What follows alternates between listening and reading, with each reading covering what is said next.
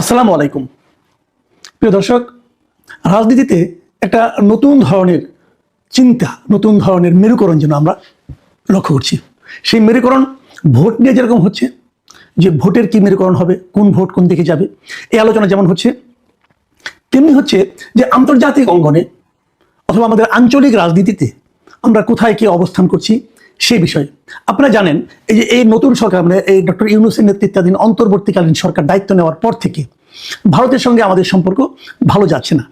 ভালো যাচ্ছে না মানে না বলে এভাবে বলা যায় যে ভারতের সঙ্গে আমাদের সম্পর্ক এই যাবৎকালে সবচেয়ে কম ভালো যাচ্ছে, সবচেয়ে খারাপ যাচ্ছে। এতটা খারাপ সম্পর্ক আমি এর আগে কখনো দেখিনি। যতটা না আসলে খারাপ, তার চেয়ে বেশি যেন আলোচনায় খারাপ, তার চেয়ে বেশি যেন কথাবার্তায় এক ধরনের বৈরিতা। ওকে পছন্দ করছে না। ভারতের মিডিয়াগুলো আমাদের ব্যাপারে নানা ধরনের বিদ্বেষমূলক কথাবার্তা ছড়াচ্ছে, আমাদের মিডিয়াগুলো কম যাচ্ছে না। তো এই যখন পাল্টে অবস্থা, সেই অবস্থার মধ্যে আমাদের একটা নির্বাচন এসে গেছে, একদম কানের কাছে চলে এসেছে। আর 1 মাস 10 দিনের মতো আছে ধরা যাক। এই সময় যে ঘটনা সবচেয়ে ইতিবাচক, আমরা এর আগে কিন্তু দেখেছি, আগেও বলেছি আমরা, যে ভারতের পক্ষ থেকে বলা হয়েছে যে তারা একটা নির্বাচিত সরকারের সঙ্গেই সম্পর্কটা ইজি হবে, এরকম একটা কথা তারা বলেছে। যে এখন আমাদের সঙ্গে যেরকম ভিসা নিয়ে গন্ডগোল, ভিসা দেওয়াই হচ্ছে না, আমাদের ভিসা অফিস ওখানে বন্ধ হয়ে গেছে, আবার আমাদের এখানে ওদের ভিসা অফিস মাঝে মাঝে বন্ধ হয়, মাঝে মাঝে খুলে, কোথাও কোথাও ভিসা অফিস তারা সরিয়ে নিচ্ছে। এই যে ঘটনাগুলো ঘটছে, এগুলো একটা নির্বাচিত সরকার আসার পর নর্মাল হবে, এই ধরনের ইঙ্গিতপূর্ণ কথাবার্তা আমরা ভারতের পক্ষ থেকে শুনেছি। তো এখন তো নির্বাচিত সরকার ঘনিয়ে আসছে, 1-1.5 মাস পরে তো আমাকে নির্বাচিত সরকার পাবো। তখন কি হবে? তখন ভারতের আচরণ আমাদের প্রতি কেমন হবে? এটা কিন্তু এর মধ্যে আমরা এই যে বেগম খালেদা জিয়ার এই যে জানাজা, এই জানাজাকে কেন্দ্র করে এবং শেষকৃত্যকে কেন্দ্র করে বিভিন্ন প্রতিবেশী দেশগুলো যা নাকি সরকারি প্রতিনিধি দল আমাদের এখানে এসেছিল, সেই ঘটনার প্রেক্ষিতে আমরা যেন কিছুটা বুঝতে পারছি। কারণ ভারতের পররাষ্ট্রমন্ত্রী জয়শঙ্কর এসেছেন, এসে আবার চলেও গেছেন, ওনাদের বিশেষ বিমানে এসেছেন, ওইভাবে চলেও গেছেন। কিন্তু তার এই আশাটা কিন্তু খুব একেবারে মানে আপনার কেবলই সৌজন্যমূলক আশা আমি কিন্তু তা মনে করি না। এখানে কিছু একটা ইঙ্গিত যেন রয়ে গেছে ভারত সরকারের পক্ষ থেকে। এই যে ভারত সরকারের এবং সরকার প্রধানের মোদির যে শোক বার্তা, সেটা তিনি তারেক রহমানের কাছে হস্তান্তর করেছেন, ওনার সঙ্গে ওনাকে সমবেদনা জানিয়েছেন, জানিয়ে আবার চলে গেছেন। এই সময়ে উনি কিন্তু আমাদের পররাষ্ট্র উপদেষ্টা অথবা প্রধান উপদেষ্টা কারোর সঙ্গে কোনো দেখাও করেননি, কথাও বলেননি। পররাষ্ট্র উপদেষ্টার সঙ্গে সৌজন্য বিনিময় হয়েছে শুনেছি, কিন্তু প্রধান উপদেষ্টার সঙ্গে কোনো দেখা করার চেষ্টাও করেনি। প্রধান উপদেষ্টার সঙ্গে অবশ্য অন্য দেশের রাষ্ট্রদূত 2 জন, নেপালের রাষ্ট্রদূত সম্ভবত দেখা করেছেন। তো এখন এই ঘটনার মাধ্যমে ভারত আসলে কি প্রমাণ করতে চাইল, এই জায়গাটা একটা বড় প্রশ্ন। আমার কেন যেন মনে হয় ভারত বোঝাতে চাইল যে আমরা এই অন্তর্বর্তীকালীন সরকারের সঙ্গে নেই, কিন্তু আগামী যে সরকার আসতেছে তাদের সঙ্গে আমরা সুসম্পর্ক বজায় রাখবো। কিন্তু এটা বোঝানোর মাধ্যমে তারা আসলে কি লাভ করলো জানি না। আমাদের দেশের মানুষের কাছে কি বার্তা পৌঁছলো? আমাদের দেশের লোক, সরকারি যেই থাক না কেন, সেই সরকারের সঙ্গে আমার সম্পর্ক যত খারাপই হোক না কেন, অথবা আমাদের অন্তর্বর্তীকালীন সরকার নিয়ে আমি জনগণ হিসেবে আমার সঙ্গে অন্তর্বর্তী সরকারকে আমি যতই কম পছন্দ করি না কেন, আমি কিন্তু এটাকে ভালোভাবে নেব না যে আমার সরকারকে ভিন্ন একটা দেশের পররাষ্ট্রমন্ত্রী এসে ইগনোর করলো অথবা কম গুরুত্ব দিল। এটা কিন্তু আমরা ভালোভাবে নেব না। আমি তো অন্তর্পক্ষে নিইনি, আমি জয়শঙ্করের এই আচরণটাকে পছন্দ করিনি। আমার কাছে আমি মনে করতাম ভালো হতো যদি উনি প্রধান উপদেষ্টার সঙ্গে দেখা করতে চাইতেন, অথবা আমাদের পররাষ্ট্র উপদেষ্টার সঙ্গে দেখা করতে চাইতেন, অথবা দেখা করতেন, একটা বৈঠক করতেন আধা ঘন্টার, কোনো সমস্যা তো ছিল না। কিন্তু উনি করতে চেয়েছেন, এই ধরনের কোনো সংবাদ আমরা পাইনি। এর মধ্যে আমাদের পররাষ্ট্র উপদেষ্টা একটা প্রেস ব্রিফিং করেছেন, সাংবাদিকের সঙ্গে কথা বলেছেন, তখন এই প্রসঙ্গগুলো এসেছিল এবং উনিও কিন্তু বলেননি যে জয়শঙ্করের পক্ষ থেকে কোনো ধরনের আগ্রহ দেখানো হয়েছিল। তার মানেটা হলো এই যে জয়শঙ্কর আসলে আগামী সরকার নিয়ে ভাবছেন, আমাদের বর্তমান সরকার নিয়ে ওনারা মোটেই ভাবছেন না।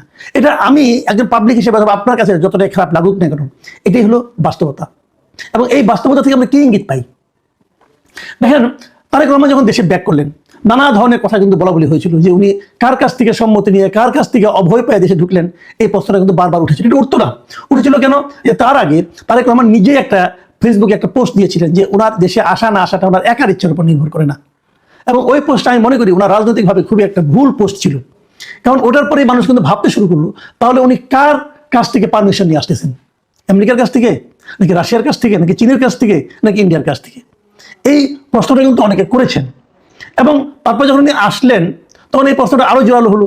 এবং এখন যখন জয়শঙ্কর এসে ওনার সঙ্গে দেখা করলেন, তখন মানুষের মনে কিন্তু এই ধারণাটা আসলো যে তাহলে কি ভারতের কাছ থেকে পারমিশন নিয়ে উনি ঢুকলেন? এই প্রশ্নটা কিন্তু অন্য সময় হলে আসতো না। যদি জয়শঙ্করের এই সফর রাষ্ট্রীয় সফরের মতো হতো তাহলে কিন্তু এই প্রসঙ্গটা আসতো না। কিন্তু এলো তো, এখন এটা কি ইন্ডিয়া ইচ্ছা করে এই কাজটা করলো? হতে পারে, কিন্তু আমি জানি না, আমি বলতে পারবো না। আমি জাস্ট প্রশ্নগুলো করছি, আমার সন্দেহগুলো আমি তুলছি। ইন্ডিয়াকে ইচ্ছা করে করলো? তার মানে কি ইন্ডিয়া কি বোঝাতে চাইলো যে আমরা অনেক কিছুই নিয়ন্ত্রণ করতে পারি? দেখুন, ভারত নিয়ে আরো কিছু প্রসঙ্গের মধ্যে উঠেছে, আমি কালকেও বলেছিলাম। জামাতের আমিরের সঙ্গে ভারতের ভারতের একজন কূটনীতিবিদ তার সঙ্গে দেখা করেছিলেন, সৌজন্য সাক্ষাতের মতো ছিল। উনি তখন অপারেশন হয়েছিল, বাইপাস অপারেশন, তখন ওনাকে দেখতে গিয়েছিলেন তিনি, এবং উনি বলেছিলেন যেন এটা নাকি বাইরে যেন প্রচার করা না হয়।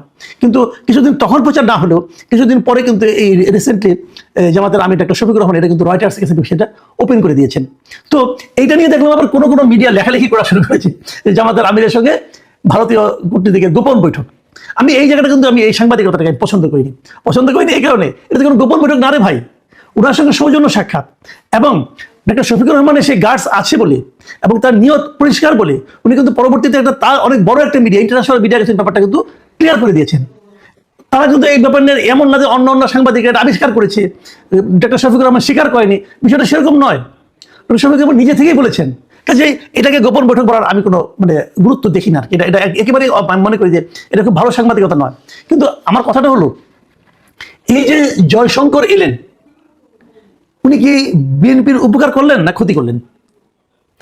দেখুন, আমাদের দেশের সাধারণ মানুষ, মাস পিপুল যাদেরকে আমরা বলি, তাদের মধ্যে কিন্তু আমাদের দেশে যে কোনো কারণে হোক, শেখ হাসিনার কারণে হোক, আওয়ামী লীগ সরকারের শাসনামলের কারণে হোক, আমাদের মধ্যে কিন্তু এন্টি ইন্ডিয়ান সেন্টিমেন্টটা একটু প্রবল। আমাদের দেশের মানুষ প্রতিবেশী হিসাবে ভারতকে অতটা পছন্দ করে না। এটাই রিয়েলিটি, এটাই বাস্তবতা।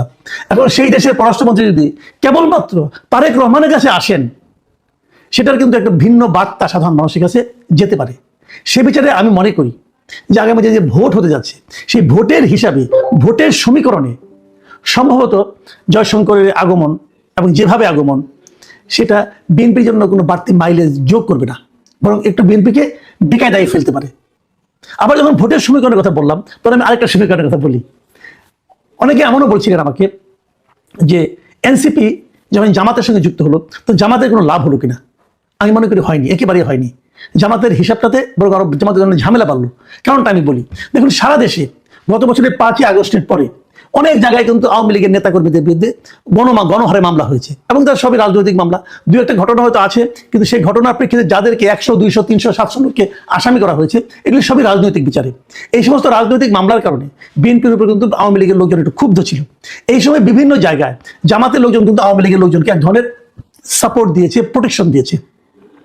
এর মাধ্যমে জামাতে তো আশা করেছে তাহলে আগামীতে তারা আওয়ামী লীগের ভোটগুলো পেতে পারে। এই আশাটা কিন্তু একদম অমূলক না, একদম অমূলক না। কিন্তু আমি মনে করি, আমার ধারণা, যে এনসিপির জামাতের সঙ্গে যুক্ত হওয়াতে সেই যে আশাটা তাদের ছিল সেটা একটু কমে যাবে। আমি আপনার কারণটা বলি। আওয়ামী লীগের রাজনীতি এই মুহূর্তে কিন্তু বাংলাদেশে স্থগিত। আওয়ামী লীগ ইলেকশন করতে পারবে না, নৌকা মার্কার কোনো প্রতীক ব্যালট পেপারে থাকবে না। তো আওয়ামী লীগকে যে স্থগিত করা